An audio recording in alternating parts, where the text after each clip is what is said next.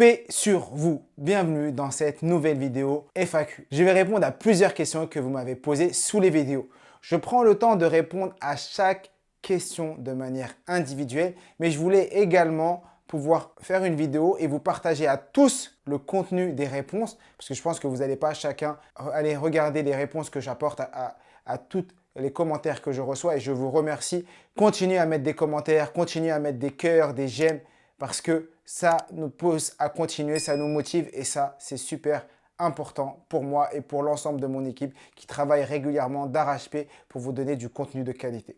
La première question auquel j'aimerais répondre, et je vais répondre à 6 ou 7 questions, c'est est-ce qu'on peut considérer une BD comme de la lecture? Eh bien, la réponse est oui, bien sûr. Il faut commencer par lire des choses qu'on aime, qu'on apprécie. Avant de commencer à lire des choses un peu plus complexes, qui demandent beaucoup plus d'énergie, vous pouvez commencer par des choses très simples, comme des BD. Après, une fois que tu as commencé à lire régulièrement des BD, dans un second temps, tu peux prendre un livre sur une thématique que tu apprécies, autre que les BD. Passer à peut-être les mangas et les BD, c'est souvent la même chose. Passer à un autre niveau, un livre sur les voitures, tu aimes bien les voitures, sur le foot ou un autre sujet. Et ensuite, tu passeras à des livres, des romans, des livres de développement. Donc oui, tu peux lire des BD.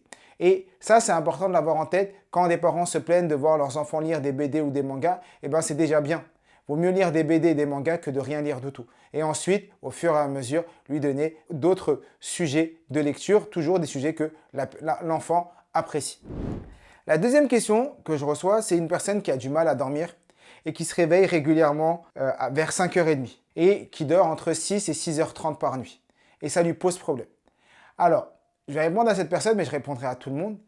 On a les cycles de sommeil. On dit que les cycles de sommeil, c'est 1h30. Donc, si tu as dormi 6 heures, tu as fait 4 cycles de sommeil, c'est déjà très bien.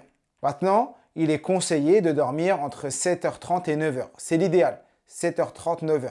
Certaines personnes ont besoin beaucoup moins de sommeil. Ils ont besoin de dormir que 6 heures. Maintenant, la question, c'est est-ce que quand la personne dort 6 heures, est-ce qu'elle est fatiguée toute la journée?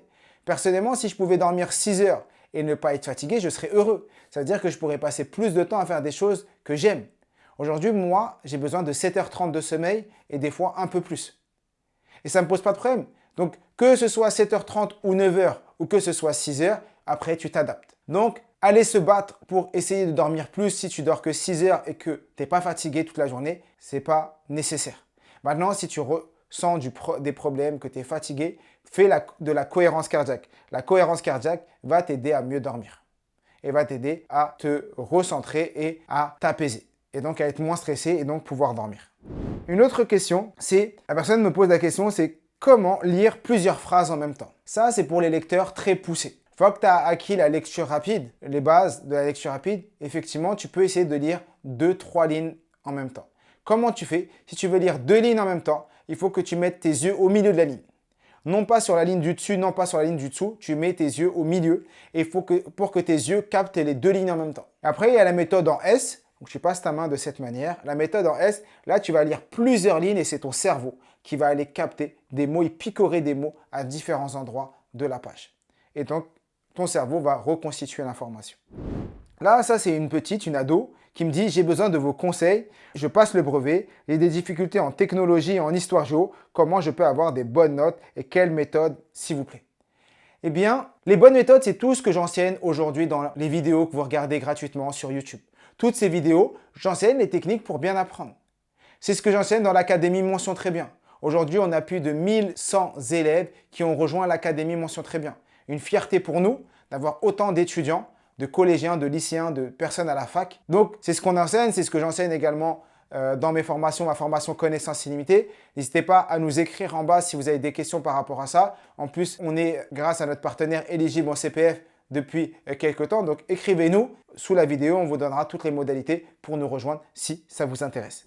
Autre question. La personne me dit qu'elle apprécie mes conseils, mais elle aimerait savoir comment rester concentré lorsqu'on lit. Eh bien, quand tu lis, si tu veux rester concentré, mets-toi dans une bulle, coupe-toi de toute source de distraction, mets ton téléphone en mode avion. Combien de personnes lisent avec leur téléphone devant leurs yeux et ils sont sollicités par les notifications? Téléphone en mode avion, mets les bruits blancs pour te couper de tout ce qu'il y a autour de toi. Sois à 100% dans ce que tu fais. Fais la respiration, la cohérence cardiaque. Accepte tes sorties de lecture. Tout ça, c'est des choses que j'enseigne dans les formations et que tu peux mettre en application. Comment motiver ma fille à fournir seule du travail personnel? Tu peux déjà travailler sur ses objectifs. Tu peux t'arrêter avec ta fille et t'asseoir et prendre un moment et te dire qu'est-ce qui te motive, pourquoi tu fais les choses, quel est ton objectif. Toutes ces choses-là vont motiver l'enfant. Définir aussi des récompenses. Donner des récompenses si l'enfant réussit. Ça va la motiver. Lui faire comprendre que ses révisions, son travail, c'est qu'une étape vers la réussite. Prendre un médiateur, quelqu'un d'extérieur. Vous savez, dans Mention Très Bien, quand j'ai lancé Mention Très Bien, les 4 premières vidéos plutôt, c'est uniquement sur ça. La motivation, la procrastination, la gestion du temps, les objectifs.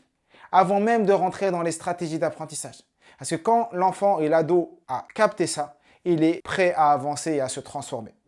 Autre question, comment apprendre un vocabulaire ou du vocabulaire d'une langue facilement? Cette question prendra trop de temps à y répondre maintenant et je vais vous faire une vidéo spécifique sur le sujet. Une vidéo entière sur comment apprendre une nouvelle langue et je vous invite à suivre la chaîne, à vous abonner pour que dès que la vidéo sorte, à mettre la cloche.